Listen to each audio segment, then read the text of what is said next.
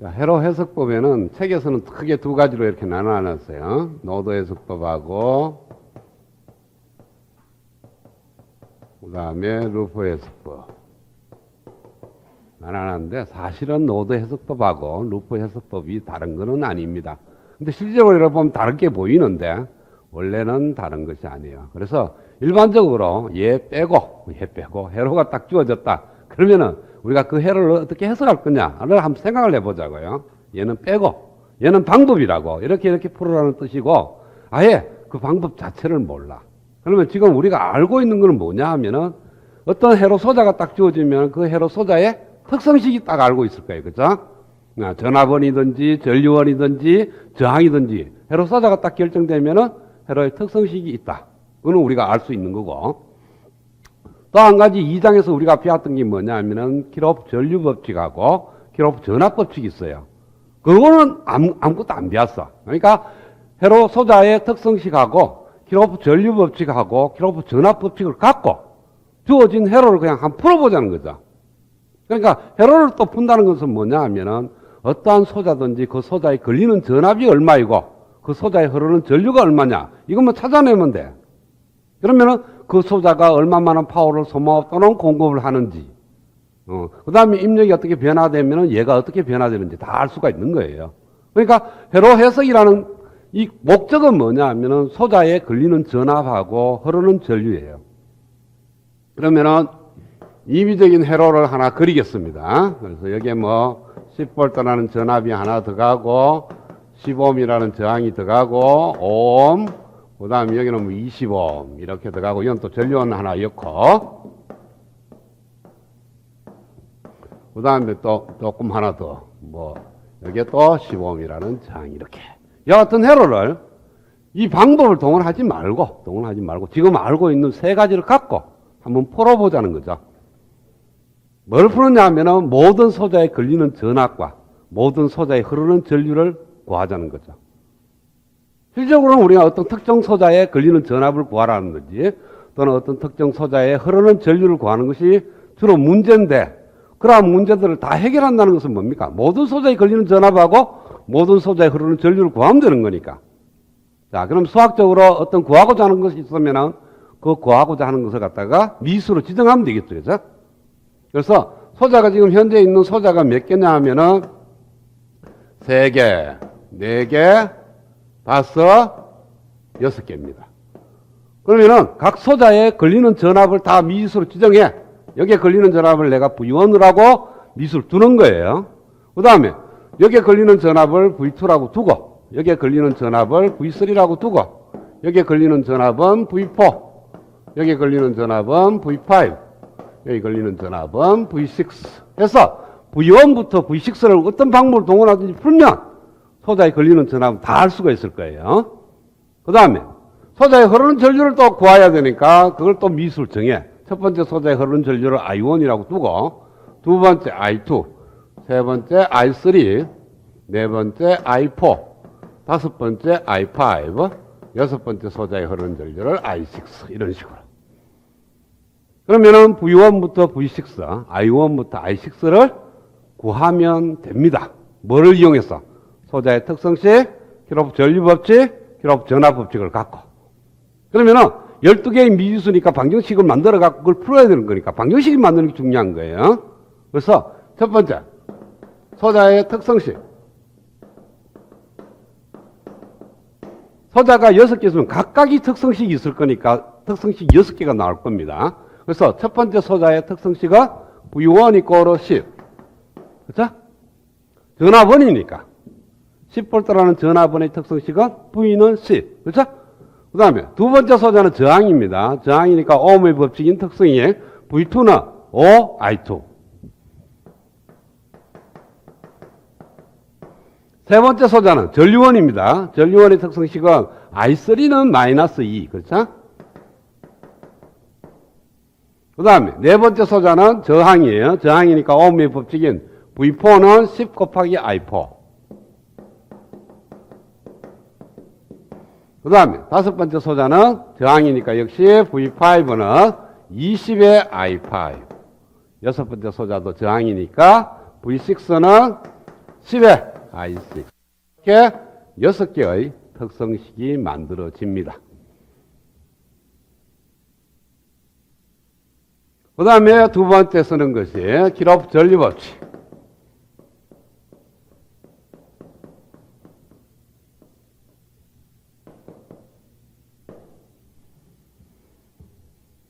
자, 키로프 전류법칙은 언제 쓰느냐 하면 모든 노드에서 만들어낼 수 있을 거예요. 그죠?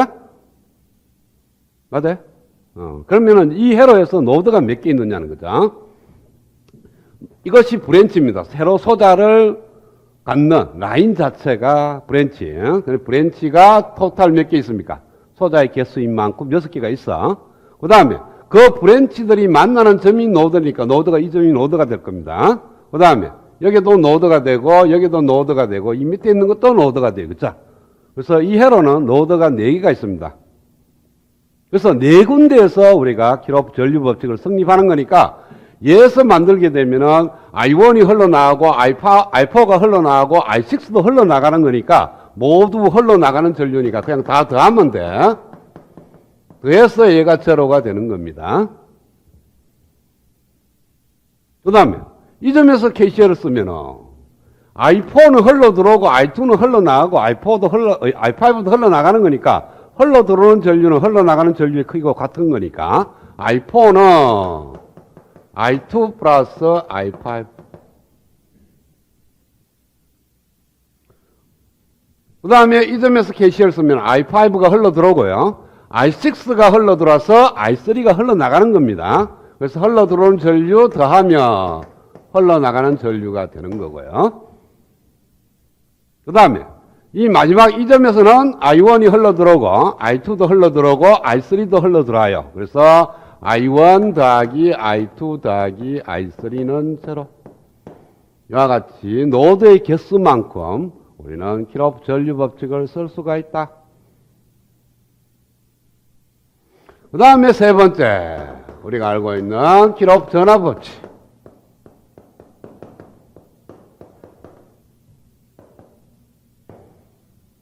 키로프 전압법칙은 어떤 루프를 통해서 만들어지는 방정식입니다. 그렇죠? 그래서 이 회로에서 루프를 그리게 되면은 여기가 하나의 루프를 만들어질 거예요. 그렇죠? 그 다음에 여기도 루프를 만들어지고 여기도 만들어집니다. 3개가 만들어지고 또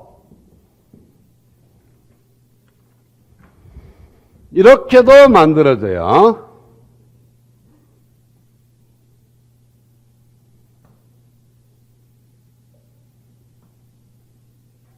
전체적으로. 그래서 도합 6개가 나옵니다. 그죠? 그래서 일단 제일 적은 전압부터요. 요 루퍼부터 많이 쓸게요. 그러면은 V1이 올라갔고 V4가 내려갔고 V2가 내려갔어요. 올라간 높이와 내려간 높이가 같아야 되니까 올라간 높이 V1은 내려간 높이 V2 플러스 V4. 그 다음에 요 작은 루프는 V2가 올라갔고 V5 내려갔고 V3 내려갔어요. 그래서 올라간 높이 V2는 내려간 높이 V3 플러스 V5. 그 다음에 위에 있는 이 루프 방정식은 V6 내려갔고요. V5 올라갔고 V4 올라갔으니까 올라간 높이 V4 플러스 V5는 V6. 그 다음에 얘 두 개로 만들어지는 루프 방정식. 이렇게 만들어지는 루프 방정식입니다. V1 올라갔고 V4 내려갔고 V5 내려갔고 V3가 내려갔어요. 그래서 올라간 높이 V1은 V4, V5, V6, 3. 그 다음에 얘하고 만들어지는 이와 같은 루프. V1 올라갔고 V6 내려갔고 V5 올라갔고 V2가 내려갔습니다. 그러면 올라간 높이 V1 플러스 V5는 내려간 높이 V6와 V2. 그 다음에 얘 두 개로 만들어지는 루프. 이와 같은 루프입니다. V2 올라갔고 V4 올라갔고 V6 내려갔고 그 다음에 V3가 내려갔어요. 그러면 올라간 높이 V2 플러스 V4는 V6 플러스 V3. 마지막 남아있는 게 뭡니까? 전체적으로 다 포함하는 루프. V1 올라가고 V6 내려가고 V3가 내려갔어요. V1은 V6 플러스 V3 이렇게 6개의 루프로 만들어지는 6개의 루프 방정식이 만들어집니다.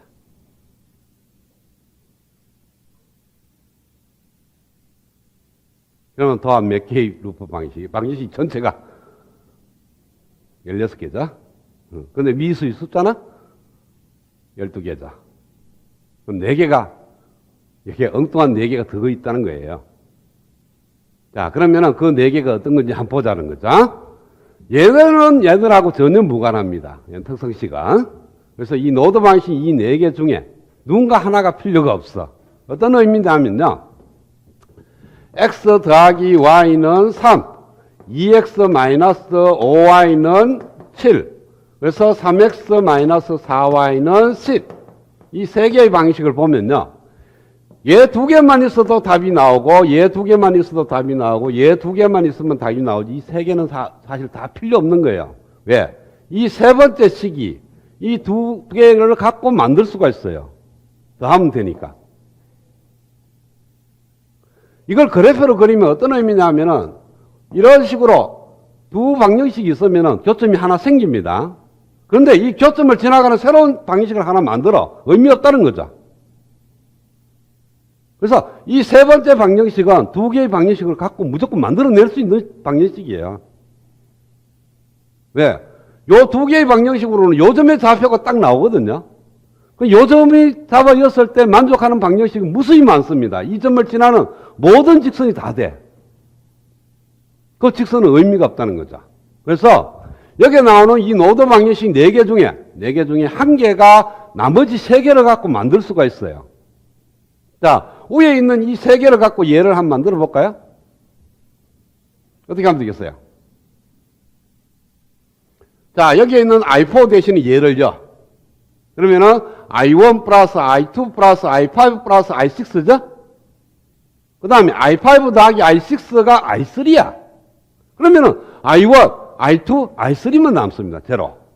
그래서 얘가 만들어지는 식이 얘니까 얘는 쓸모가 없다는 거죠. 그래서 위에 있는 3개는 유효한 방정식이고 얘는 의미 없는 방정식이에요.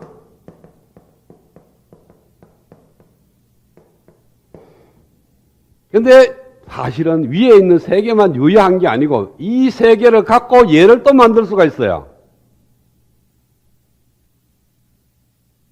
그럼 여러분들 해보세요. 그러니까 이 4개 중에 어떤 3개를 갖고도 나머지 1개를 만들 수가 있습니다. 그러니까 굳이 해서 이 4개 중에 얘 3개만 유효한 방정식이고 얘가 무조건 의미 없는 방정식이 아니고 이것 중에 어느 하나는 의미 없는 방정식이고 나머지 3개는 유효한 방정식이다.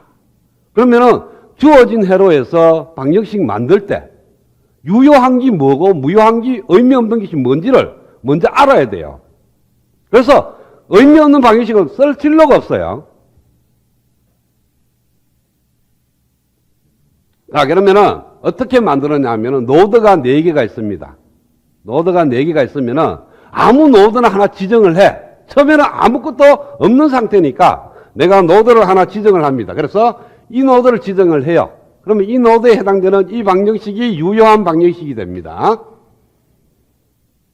유효한 방정식이 되고 이 노드점에 연결되어 있는 모든 브랜치는 일단 곱표를 쳐.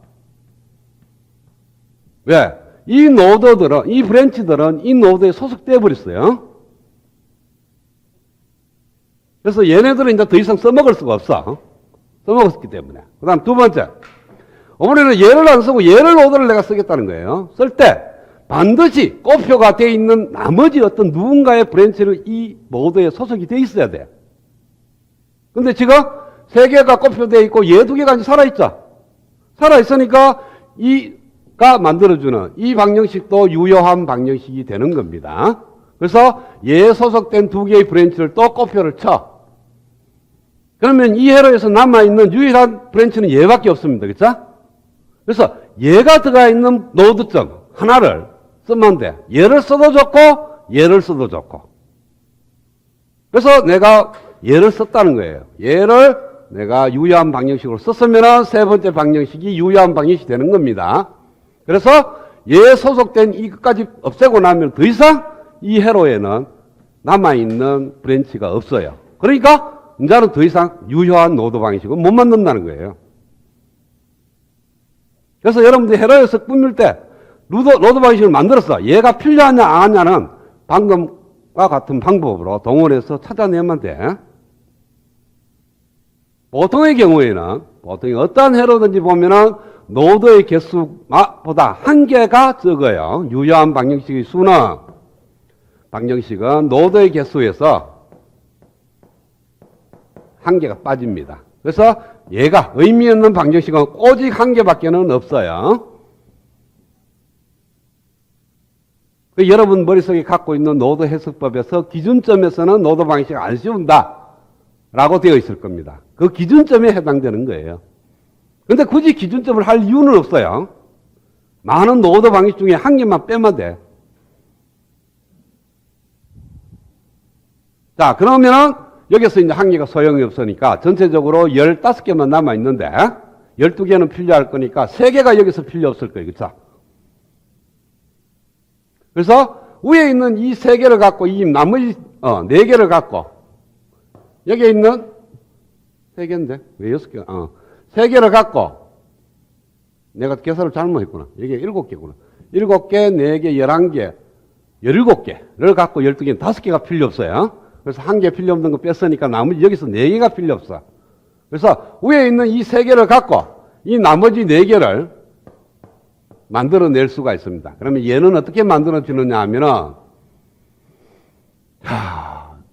V2 대신에 얘를요. 그러면은 V1은 V4, V3, V5 맞죠? 이 두 개를 갖고 얘를 만들 수가 있어요. 그 다음에 얘는 어떻게 만들면 되겠어요? 얘하고 더하면 이 식에서 이 식을 더하면 V1, V4, V5는 V2, V4, V6인데 V4이 없어지고 그러면은 V1하고 V5는 V4 플러스 V2 플러스 V6 얘가 됩니다. 그죠? 돼요? 그걸 찾는 건 어렵지가 않아요. 그래서 이 3개가 유효한 방정식이고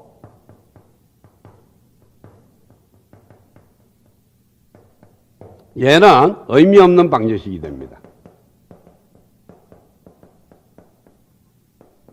그러면은 유효한 방정식을 만들어내는 것은 뭐냐 하면은 루퍼 중에서도 독립 루퍼를 요거는 독립 루퍼란 말은 내가 쓰는데 독립 루퍼를 만드는 루퍼 방정식이 유효한 방정식이고 독립 루퍼가 아닌 루퍼를 갖고 만들어지는 방정식은 의미 없는 방정식이에요. 그러면은 독립 루퍼라는 게 뭐냐 하면은 자신만의 브랜치를 갖는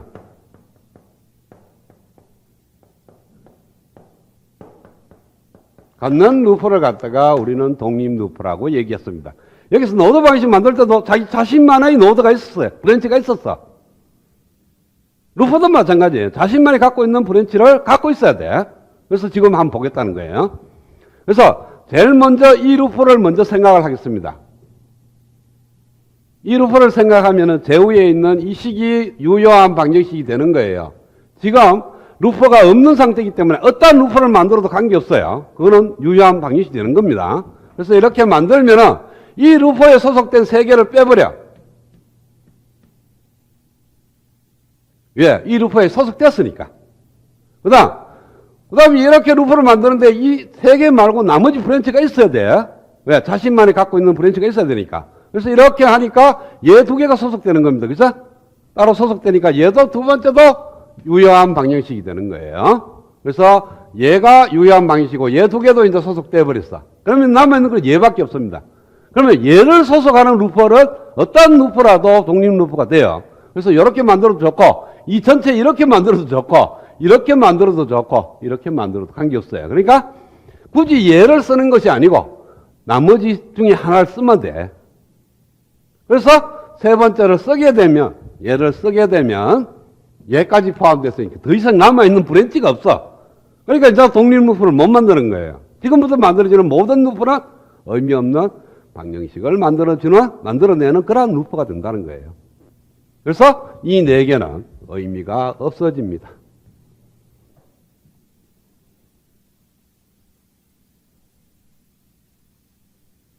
자, 좀 더 나갈게요. 독립 루프라는 것은 유효한 방정식을 만들어내는 루프인데 메시라는 단어가 있어요. 그렇죠? 메시가 뭐죠?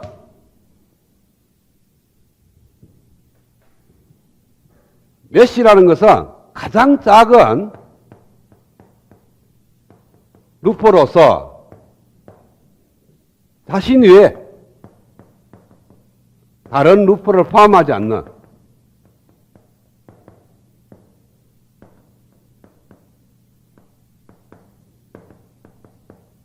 루프를 갖다가 우리는 메시라고 얘기를 합니다. 자, 세 개 말고 얘는 뭐냐 하면 얘 두 개를 이렇게 만들어진 루프입니다. 이렇게 만들어지는 루프는 이 루프하고 이 루프를 포함해요. 그렇게는 메시가 아니야. 그 다음에 이렇게 만들어지는 루프는 이 루프와 이 루프가 포함하는 거 있네. 그래서 이것도 메시가 아니야. 그 다음 전체로 이렇게 돌리는 거나 이 세 개를 다 포함하는 거죠. 그래서 메시가 아닙니다. 그래서 메시는 여기서는 세 개밖에 없어. 메시는 이것이 아파트라고 생각한다면 방수하고 같습니다. 아파트의 단면이라고 하면 방이 몇 개 있어요? 세 개 있죠? 방이 세 개 있으니까 메시가 세 개입니다. 자, 그러면은 루프 방정식을 만들 때 그 루프가 메시로 만들어지는 메시로만 만드는 루프가 되면 이 루프는 모두 다 독립 루프가 되는 겁니다. 다른 루프 쓰지 말고 메시로만 만들어지는 루프를 다 골라내. 그러면 걔네들은 독립 루프야. 그래서 저기서 메시가 세 개다. 그럼 독립 루프는 세 개예요. 근데 굳이 세 개라는 개수까지만 알면 되지 그 메시 방정식을 쓸 필요까지는 없어요. 근데 보통 일반적으로 메시 방식을 많이 쓰죠. 메시를 갖고 루프 방식을 많이 만듭니다. 그거는 생각이 없어서 그렇지. 근데 메시를 돌리는 게 더 어려울 수가 있어. 딴 루프가 더 쉬울 수가 있어. 그래서 메시를 쓰지 말고 다른 루프를 쓸 때는 다른 루프를 쓰는 그 루프가 독립 루프인지 아닌지 판단만 하면 돼. 그래서 얘하고는 메시를 썼어. 근데 얘 메시를 쓰려고 그러니까 조금 복잡해. 저항만 있는 애라서. 그래서 얘 대신에 얘 메시가 소속된 브랜치는 얘밖에 없으니까 얘를 포함하는 쉬운 루프 방식 이 외곽을 돌리면 돼. 그럼 전화 편하거든. 계산이. 됐어요? 그리고 어떨 때는 메시 루프 방식이 못 만들 경우도 있습니다. 오펜프 내부로 들어간다든지 이런 식으로 해갖고. 그럴 때는 다른 루프를 쓰게 되는데 다른 루프를 쓸 때는 반드시 판단해야 될 것이 독립 루프냐 아니냐를 반드시 판단을 해줘야 돼요. 왜? 얘 두 개하고 무조건 이 7개 중에 3개가 유효하다 그래갖고 이 두 개하고 얘하고 유효하다 그러면 안 돼요. 왜? 이 두 개를 갖고 얘를 만들어주는 거니까 얘는 의미 없어 이미. 얘 두 개 써버리면. 그래서 이 7개 중에 3개를 골라놨는데 이 3개가 다 독립 루프가 돼야 돼. 유효한 방정식이 돼야 한다는 거죠. 그래서 회로를 보면은 회로 이론에서는 그냥 단지 노드 해석법이나 루프 해석법을 풀 때는 룰대로 따라가면 되는데 이 전자로 탁 가게 되면 이게 룰대로 따라갈 수가 없어. 회로가 이상하게 돼갖고 그때는 지금 이 방법을 동원을 해야 됩니다. 시간은 조금 오래 걸리더라도 천천히 하나씩 노드 방식을 만들었을 때 얘가 유효한지 아닌지 판단하고 루프 방식을 만들었을 때 얘가 유효한지 무효한지를 판단해서 문제를 만들어내면 돼. 그래서 이 방법이 가장 기초적인 방법인데 이 방법을 자꾸 쓰다 보니까 너무 오래 걸리니까 심플하게 공식화 시킨 것이 노드 방식하고 루프 방정식이에요. 그래서 지금부터 이 방정식을 갖고 어떻게 하면 루프 해석법이 되고 어떻게 하면 노드 해석법이 되는지를 지금부터 풀려고 합니다. 그래서 필요 없는 방식을 빼버려. 6개의 소자의 특성식하고 얘는 필요 없다 그랬으니까 빼버리고 그 다음 여 밑에 있는 4개도 필요 없다 그랬으니까 다 빼버렸어. 그래서 유효한 방정식 12개를 만들어 놓습니다. 이 12개를 갖고 찾아내면 돼, 답을. 왜? 미지수 12개에 유효한 방정식 12개니까 풀린다고. 그렇죠? 어떻게 하든 시간이 오래 걸리든 아니든 풀어져요. 자, 그런데 얘를 갖고 예를 먼저 칩시다. 예를 갖고 미지수 3개를 쓰면서, 식을 쓰면서 미지수 3개를 제거를 해. 어떻게 제거할 수 있어요? V1은 V2 대신에 V4 이렇게 쓰면 되고, 예 쓰면 되고, 그 다음에 V2 대신에 예를요. 그러니까 미지수를 V1, V2, V3를 갖다가 최종 미지수로 쓰고, V4는 걔는 뭐가 되느냐 하면은, V4는 얘가 넘어가면은 V1-V2라는 걸로 바꿔치기 해. 되죠? V4 자리에서 얘를 넣는 거야. 그 다음에 V5 대신에는 얘가 일로 넘어가면 되니까 V2-V3가 돼.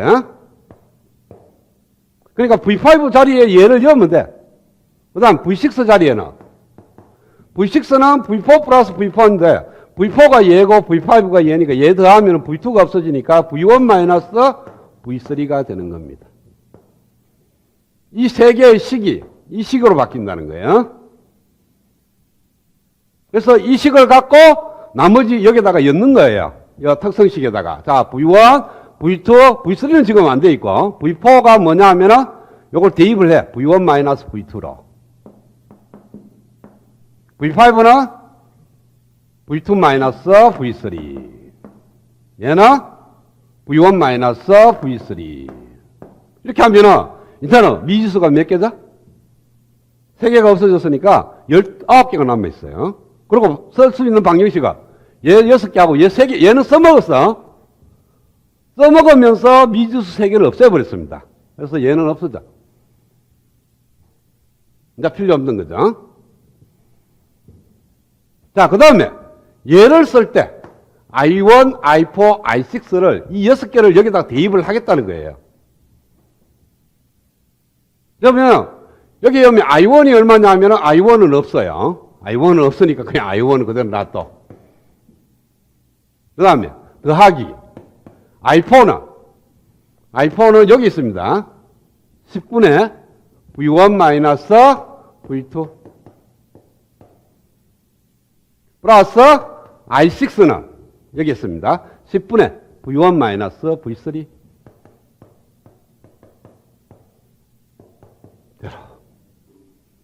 자, 얘는 써먹었고, 얘도 써먹었고, 두 개를 써먹었어요. 그 다음에 얘는, I4는 10분의 V1-V2는 I2가 5분의 V2. 여기 있어요. 요걸 이제 써먹었어. 플러스 I5 20분의 V2-V3. 그 다음에 이 식은 I5는 20분의 V2-V3는 플러스 10분의 V1-V3는 I3-2. 그래서 얘까지 써먹었어.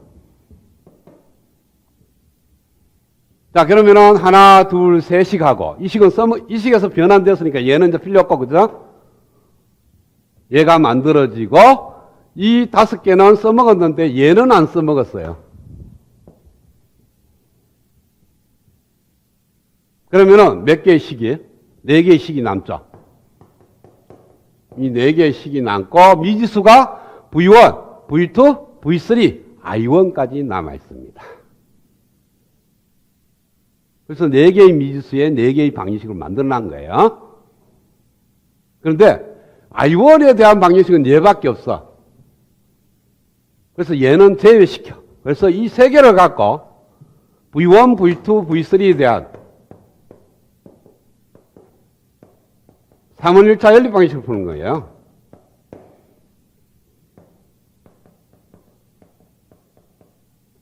그럼 풀 수 있죠? 풀어서 나오는 답을 여기다 넣으면은 I1 값을 구할 수가 있어. 그 다음에 I1 값을 구했고 V1, V2, V3를 구했으니까 아까 여기에 V2, V5, V6를 구할 수가 있습니다. 왜? V1, V2, V3가 결정되면은 V4, V5, V6는 아까 식이 나와 있으니까 대입하면 돼. 그러면은 V1부터 V6 다 구했습니다. 그걸 여기다가 여. 그러면 I1부터 I6 다 I1은 이미 구해놨고 I2, I3, I4, I5, I6 다 구한다고. 이해돼요? 이와 같은 방법이 있다는 걸 여러분 먼저 깔아놓고 지금부터 노드 해석법과 루프 해석법을 얘기합니다. 지금 사실 딱 보면 뭡니까? 이게 무슨 방법이에요? 이게 노드 해석법이에요. 왜? 여러분들이 노드 해석법에서 방정식 만들면 바로 이 세 개가 나옵니다. 맞아요? 그러니까 앞에 가정 다 생략해버리고 이 세 개를 갖고 출발하는 거야. 그냥 앞에 가정을 모르니까 이 세 개가 어떻게 해서 나왔나 그냥 암기식으로만 여러분 머릿속에 있는 거야. 그러니까 이렇게 만들어낸 노드 방식이 필요한지 안 한지도 안 생각 안 하고 그냥 풀어라 한 대로 푸는 거야. 그래서 지금 했던 이 방법은 써먹지는 않아요. 나중에 여러분들 숙달되고 나면은 사실 필요 없는 작업들이야. 그것까지 할 이유가 없죠. 바로 얘가 나오면 되니까. 필요 없는 작업이지만 여러분 머릿속에는 그걸 갖고 있어야 돼, 항상. 그래야 회로를 봤을 때 쉽게 방정식을 만들어냅니다. 특히 전자회로 같은 경우에는 노드 방식을 만들어내고 루프 방식을 섞어서 만들어내고, 즉 다시 말해서 지금처럼 룰처럼 얘를 갖고 키로프 전화법칙을 갖고 미수를 줄이는 게 아니고 여기에 있는 몇 개의 식하고 여기에 있는 몇 개의 식을 갖고 미수 줄여. 나머지는 여기에 있는 몇 개의 식하고 여기에 있는 몇 개의 식을 갖고 답을 얻어낸다고. 그럴 때는 노드 방식하고 루프 방식과 같이 혼용해서 답을 얻어내는 그런 방법이에요. 자, 어떤 주어진 회로의 소자의 개수를 보니까 일반적으로 n개가 있는 그러한 소자로 만들어진 회로예요.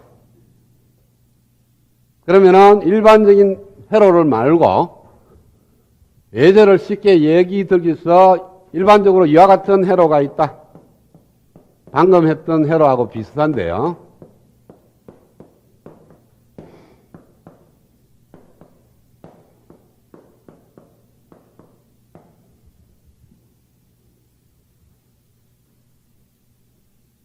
좀 크게 그릴게요.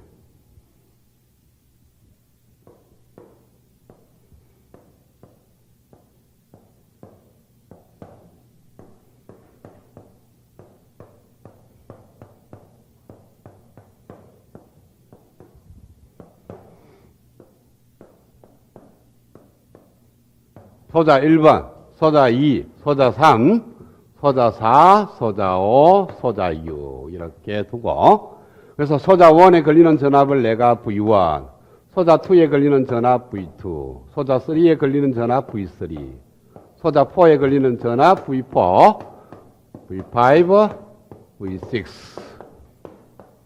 이렇게 전압의 미지수 6개를 지정을 합니다.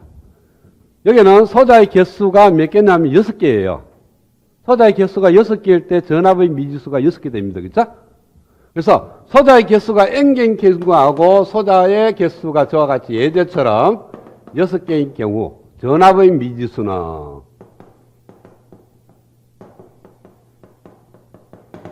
부가 여기는 6개가 있는 거 봤고 따라서 만약에 소자의 개수가 n개라면 각각 다 전압으로 지정을 해야 되니까 n개의 미지수로 전압을 다 표현할 거예요. 그렇죠?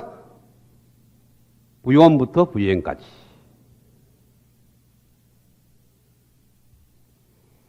자, 그 다음에 각 소자에 흐르는 전류를 또 알아야 되니까 그걸 또 미지수로 정하는 겁니다.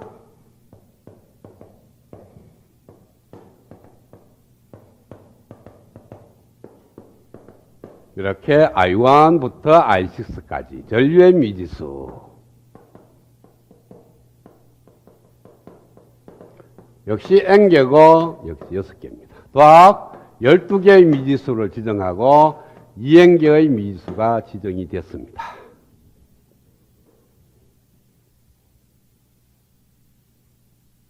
자, 미지수 2n개로 모든 소자에 걸리는 전압과 모든 소자에 흐르는 전류가 다 지정이 돼서 그 값을 찾아내면 돼. 그럼 2n개의 답을 얻으려 그러면 필요한 방정식이 몇 개? 2n개가 필요하죠. 그쵸? 네. 회로로부터 구해야 하는 필요한 방정식 수가 2n개의 방정식 수가 필요합니다. 여기서는 12개의 방정식이 필요하고요. 그래서 아까 예제를 푸니까 12개의 방정식 만들어냈죠. 그쵸?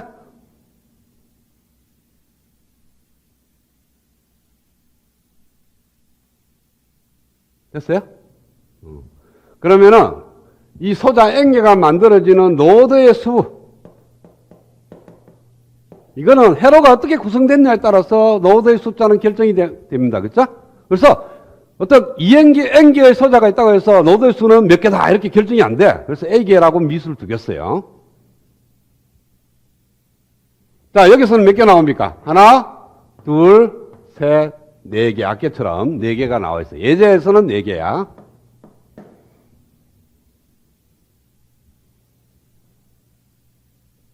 자, 그러면은 우리가 이 노드의 수가 A개라면 노드 방정식은 필요한, 유효한 노드 방정식은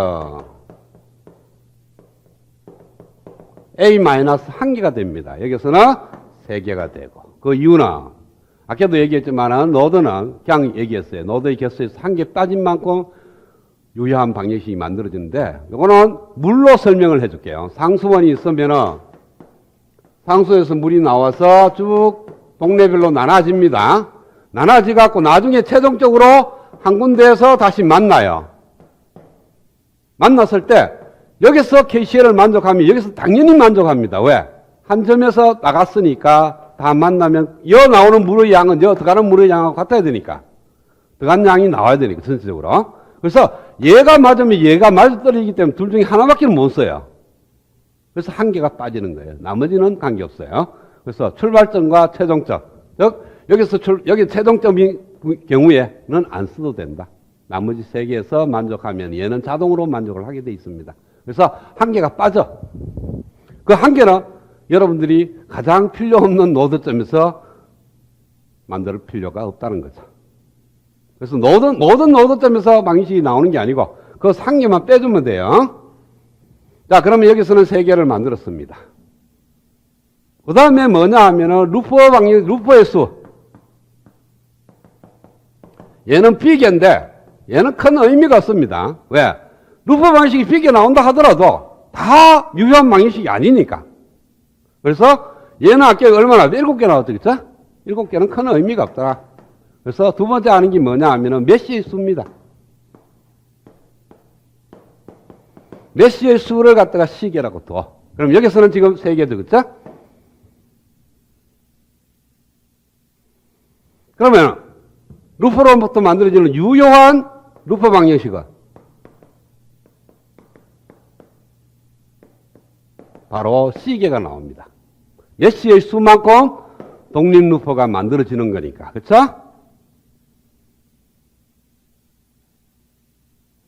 메시의 숫자를 아는 것은 메시로 갖고 루퍼 방식을 만들라는 의미가 아니고요. 독립 루퍼가 몇 개 있는지 찾아내려고 메시의 숫자를 찾아내는 거야. 독립 루퍼는 메시의 숫자를 알고 나면은 그 다음에는 자기가 그려보는 거야. 회로에서 어떻게 독립 루퍼를 만들면 되는지. 잘 모르겠다. 그러면 모든 메시를 갖다가 루퍼로 떠. 그러면 독립 루퍼가 되는 거예요.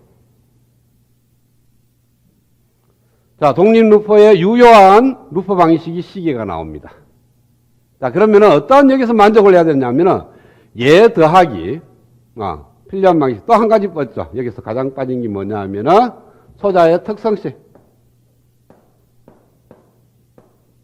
몇 개죠? 소자의 개수가 N개니까 N개의 특성식 방정식이 만들고 여기는 6개의 특성식이 만들어지고. 그래서 필요한 방정식이 12개, 2N개가 밑에서 다 만들어져요. 얘 더하기 얘가.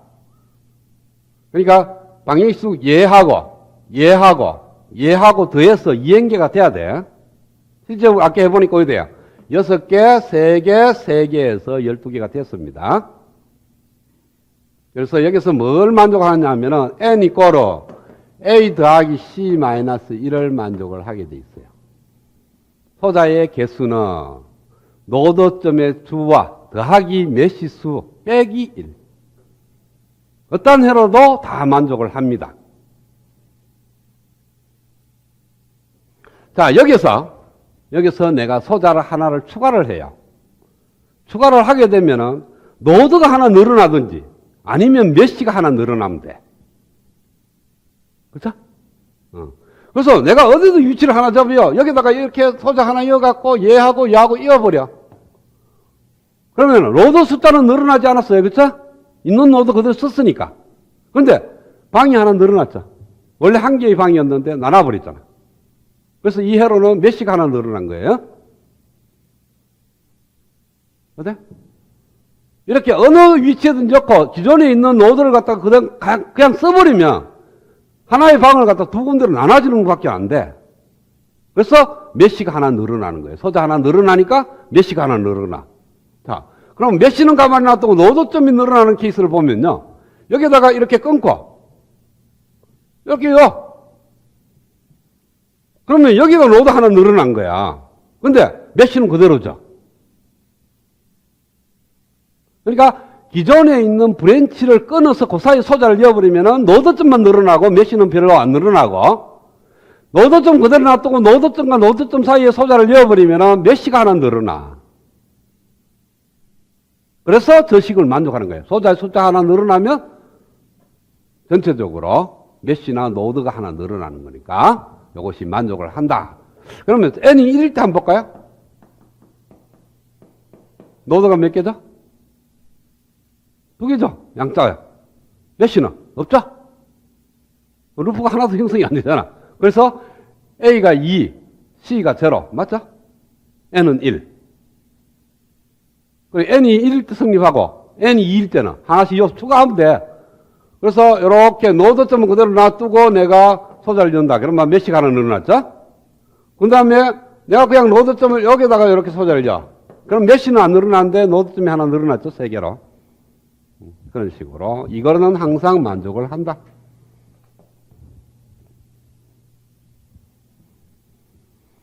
자, 그러면은 소자의 특성식. V1부터 I는 F, I의 I. I는 1부터 N까지 성립을 한다. FI라 씁시다. V하고 I하고의 관계, 특성식, 소자의 특성식이에요.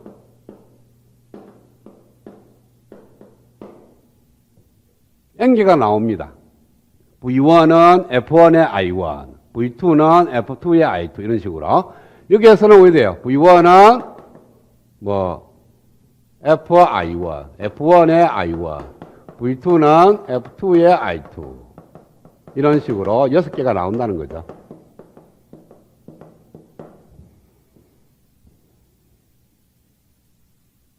이렇게 해도 되고 I로 표현돼도 되죠. 이거하고 똑같은 말로 II는 G의 I의 VI, I는 1에서 N까지다.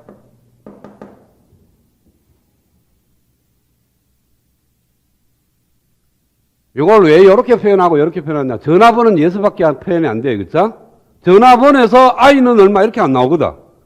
V는 이렇게 나오죠. 전류원은 I는 얼마 나올 거니까 얘밖에 표현이 안 돼. 저항은 얘로 표현할 수도 있고 얘로도 표현할 수가 있고. 그렇죠?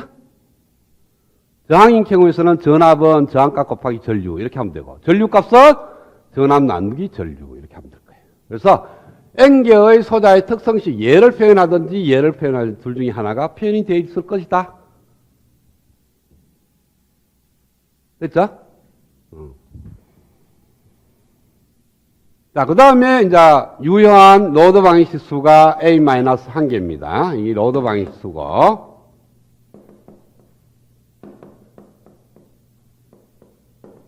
그 다음에 C가 루프 방정식 수입니다.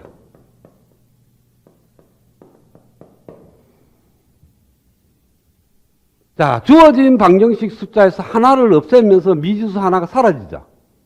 항상 그랬죠. 우리가 다원 1차 연립 방식을 풀 때 왜 됩니까? 한 식을 갖고 미수 하나를 갖다가 풀어서 다 대입해보면 미수 하나가 사라지죠. 그쵸? 자, 예를 들어서 x 플러스 y 마이너스 2g는 5고 x 플러스 2y 마이너스 3g가 7이고 뭐 2x 플러스 5y 플러스 g는 10이다. 이와 같은 3일1차 연립 방식에서 얘를 갖고 x를 풀어. x는 마이너스 y 플러스 2g 플러스 5. 얘를 갖고 여기다가 대입하고 여기다가 대입해버리면 얘가 없어지면서 2원 1차 연립 방식으로 바뀝니다. 그쵸? 얘를 썸으로 인해서 미지수 하나가 없어진다고. 됐어요? 그러면 식을 2개 쓰면 미수 2개가 없어지고 식을 5개 쓰면 미수 5개가 사라지죠. 그러면 먼저 이 루프 방정식을 쓰겠다는 거예요. 루프 방정식을 써서 C개의 미지수를 제거를 합니다.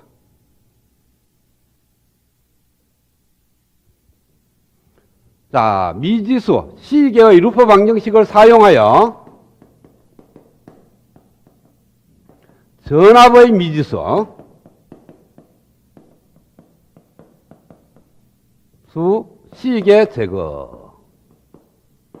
자, 이러니까 일반적인 케이스니까 너무 막연하고 실제 케이스를 한번 보자는 거예요. 이와 같이 전압 미지수 6개에다가 전류 미지수 12개의 미수가 있는데 C개, 즉 3개의 루프 방정식을 갖고 여기에 있는 전압의 6개의 미지수 중에 3개를 제거를 하겠다는 거예요. 아까 제거했죠?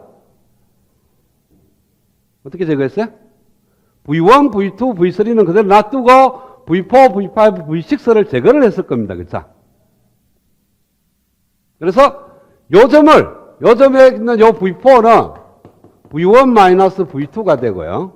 여기에 있는 V5는 V2-V3가 되고 여기에 있는 것은 V1-V3가 된다. 그 이유는 요걸 기준점으로 두고 이거 봐요. 주어진 회로에서 요점을 기준점으로 두고 여기에 걸리는 전압을 V1이니까 요점의 절대값이 V1으로 바뀝니다.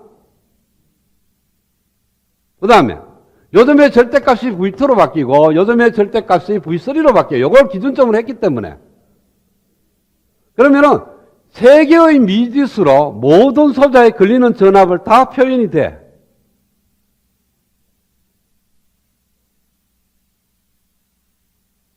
소자의 개수 6개 중에 메시의 개수만큼 줄면 미지수 숫자, 전압의 미지수 숫자가 몇 개 남냐 하면은 A-1개가 남아요. 자, 봐요.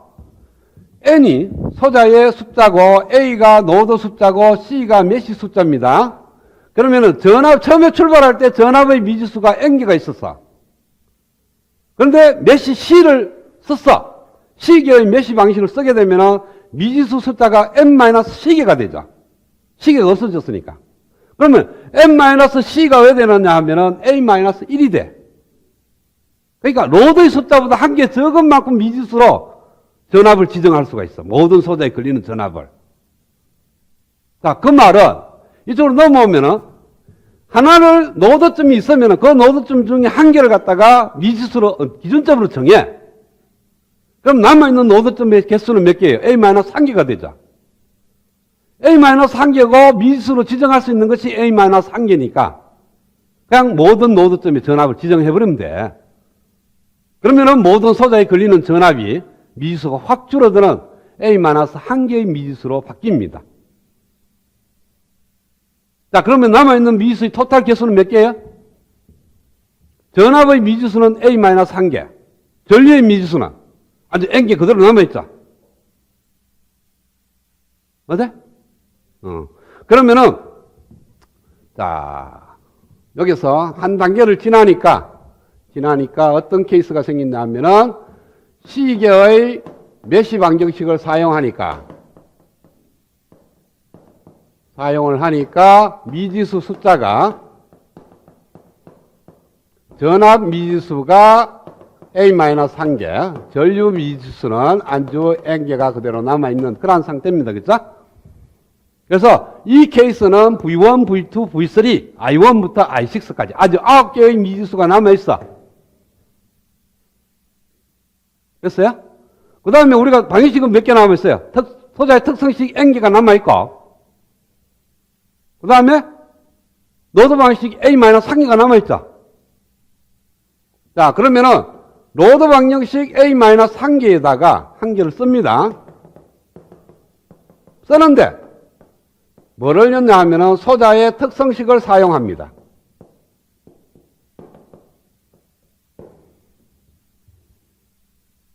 그러면 최종적으로 남는 방정식이 몇 개 돼요? A-3개만 남죠. 그 다음에 이 안에 들어있는 미지수의 개수는 A-1개가 있습니다. 왜? 얘를 썼으니까. 소자의 특성식 N개를 써버리면은 미지수 N개가 사라져. 사라지는데 모든 전류의 미지수가 사라집니다. 자, 봅시다. 여기서 V4, V5, V6는 V1, V2, V3로 변했어요. 변했으니까 요점을 기준점으로 두고 요점에서 KCL을 쓰는데 I1 더하기 I4 더하기 I6를 쓰는 것이 아니고 이 I1 대신에 소자의 특성식을 이용해서 F1, V1을 쓰는 거예요. G1, V1. 요게 II가 GI의 VI가 돼 있으니까 즉 VI가 결정되면 II가 나오는 거예요. 자, 여기다가 쓸게요. 첫 번째 뭐냐 하면은 요점에서 노드 방식을 쓰게 되면은 실제는 I1 더하기 I4 더하기 I6는 제로인데 요거 대신에 뭐를 대느냐 하면은 G1에 V1을 대입하는 거예요. 그 다음에 요 자리에는 G4에 V4가 있는데 V4가 뭐냐면 V4를 넣으면 안 돼. V4가 V1-V2니까 V1-V2로 들어가. 그 다음에 여기 자리에는 G6에 V6가 들어가는 것이 아니고 V6 대신에 V1-V3가 들어가는 거예요.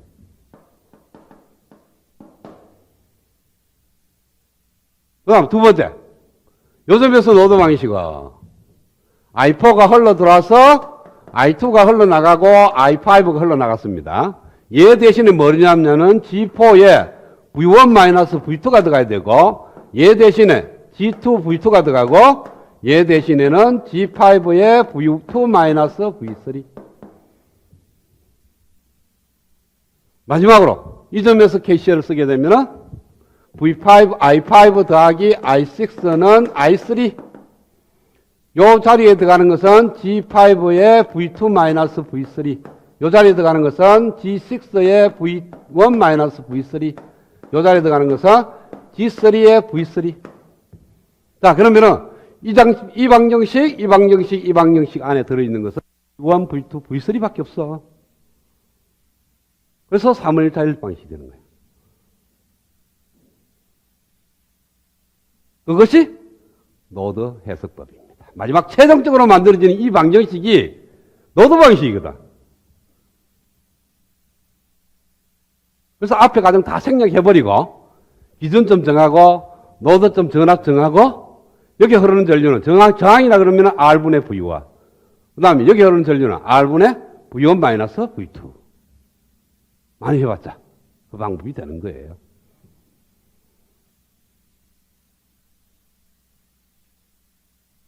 자, 루프 해석법은 왜 되겠어요? 반대로 하겠죠.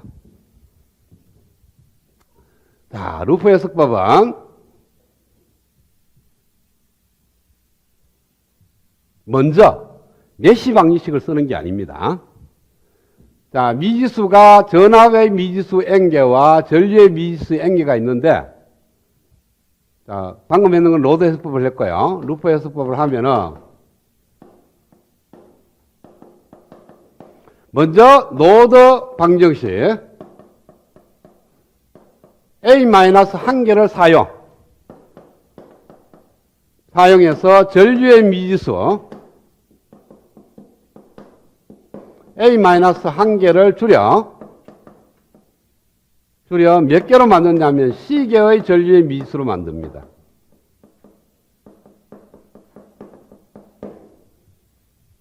왜? 토탈 n이 A 플러스 C 마이너스 1이니까 A 마이너스 1개를 빼면 C개가 남죠. 그쵸? 맞아요? 전압의 개수는 아직까지 N개가 그대로 남아있고 노드 방정식 A-1개를 사용하여 그러니까 모든 노드점에서의 노드 방정식을 써서 전류의 미지수 A-1개를 줄여. 그럼 전류의 미지수가 몇 개 남냐 하면은 C개가 남는다는 거죠. 왜? 야구 더하면 N이니까. 자, 전압의 미지수는 아까 KVL을 써서, 루프 방식을 써서 하니까 기준점 하나 두고 나머지 노드점에 전압을 지정하면 딱 맞아 떨어졌어. 그죠? 그러면은 지금 이와 같은 회로에서 전류의 미지수 6개 중에 3개의 노드 방식을 써서 3개로 줄이는 거예요. 줄이는 방법은 무수히 많습니다. I1, I2, I3를 그대로 놔두고 I4, I5, I6를 갖다가 KCL을 써서 만들어 줄 수 있어. 자, 여기 흐르는 전류, 여기 흐르는 전류, 여기 흐르는 전류를 놔두면은 여기 흐르는 전류 I4는 어떻게 돼요? 안 되겠죠. 이래 갖고는 뭐 좀 곤란하네. 이 세 개를 갖다가 미지수로 지정할 수는 없어요. 얘 세 개를 미지수로 지정하면은 여기 흐르는 전류도 모르고 여기도 흐르는 전류를 모르기 때문에 지정을 할 수가 없어요. 그렇죠? 그래서 뭐 만약에 전류를 지정할 때 자, 다 지어오겠어요. 이제 I1, I2, I3를 갖고 세 개를 이제 모든 브랜치에 흐르는 전류를 다 지정하는 거예요. 그래서 내가 이렇게 흐르는 전류를 내가 일단 I1이라고 미수로 지정해. 그리고 이렇게 흐르는 전류를 뭐 I2라고 지정한 다음에 이렇게 흐르는 전류는 I1 플러스 I2의 마이너스 값 이렇게 지정이 될 거예요. 그렇죠?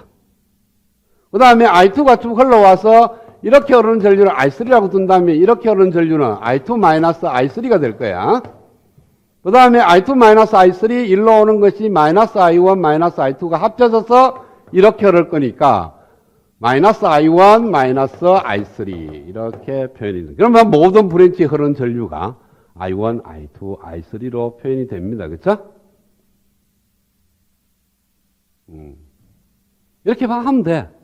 근데 이렇게 하려고 그러니까 어찌 잘못하면 어떤 브랜치에는 항이 하나가 아니고 I1 마이너스 I2 마이너스 I3로 될 수가 있어. 그러다가 지금은 미지수가 3개니까 왜 쉽게 되는데 메시 숫자가 한 5개 된다. 그럼 어떻게 되겠어요? 메시 숫자가 5개 되면 전류 5개로 표현하다 보니까 어떤 브랜치에 흐르는 전류가 뭐 I1 플러스 I2 플러스 I3 마이너스 I4 이런 식으로 굉장히 길어진다고. 그래서 사용하는 방법이 메시 커런트입니다.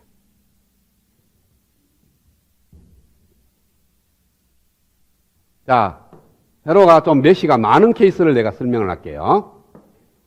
뭐 이 정도 되면 메시가 많죠. 이렇게 되면 회로 풀기가 굉장히 어려울 겁니다. 그래도 굉장히 많은 메시니까. 자, 내가 어떤 포인트에서 지난번에 KCL 설명할 때 어떻게 설명했냐면은 이렇게 흘러 들어가면 흘러나가기만 하면 일단 KCL을 만족을 한다 그랬어요. 그렇죠?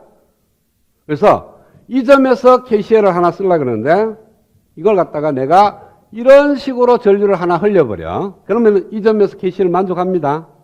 이 점에서 흘러 들어가고 흘러 나왔으니까. 그 다음에 이렇게 루프 전류를 만들어도 이 점은 들어갔다가 나옵니다. 그래서 이 두 개의 전류를 여기서 KCL을 만족하면 되는 거예요. 만족된 거예요. 그 다음에 이렇게 흐르는 전류, 이렇게 메시 전류를 다 지정을 하면은 I1부터 I2, I3, I4, I5, I6, 7, 8, 9. 이런 뭐 모든 점에서 다 KCL을 만족한 거예요. 왜? 들어갔다가 나왔으니까.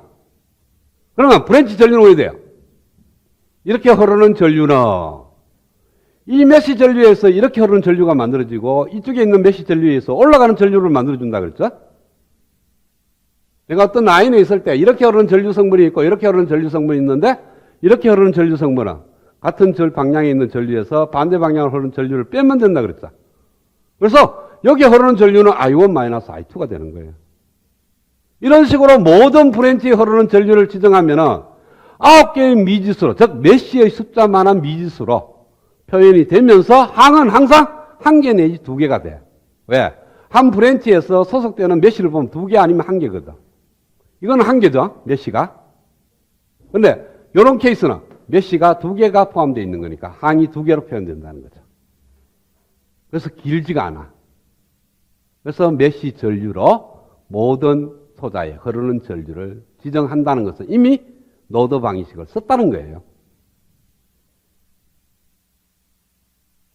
그 다음에 메시 방정식을 씌울 때 전압으로 쓰지 말고 그 전압을 전류의 미지수로 바꿔서 소자의 특성식을 이용해서 전류로 바꿔서 만들게 되면 9개의 미지수로 9개의 메시 방식이 만들어져서 그걸 풀면 돼. 그것이 바로 루프 해석법입니다. 단, 안 되는 케이스가 딱 2가지가 있습니다. 어떤 케이스냐? 노드 해석법을 썼을 때 전압원이 딱 있어. 이 전압원은 전류로 변환이 안 돼. 아까 그런 케이스가 있었죠? 그래서 특성식 자체가 그냥 가져갔어. 그래서 특성식하고 노드 방식하고 같이 쓰는 거예요. 그 다음에 루프 해석법에서는 전류원이 있으면 또 얘는 전압으로 변환이 안 돼. 그래서 특성식하고 루퍼 방식을 같이 써야만 됩니다. 그건 좀 이따가 이제 예제로 로드 해석법을 하는데 뭐 전화번이 있는 케이스하고 그때 루퍼 해석법을 푸는데 전류원이 있을 때 조금 색다르게 풉니다.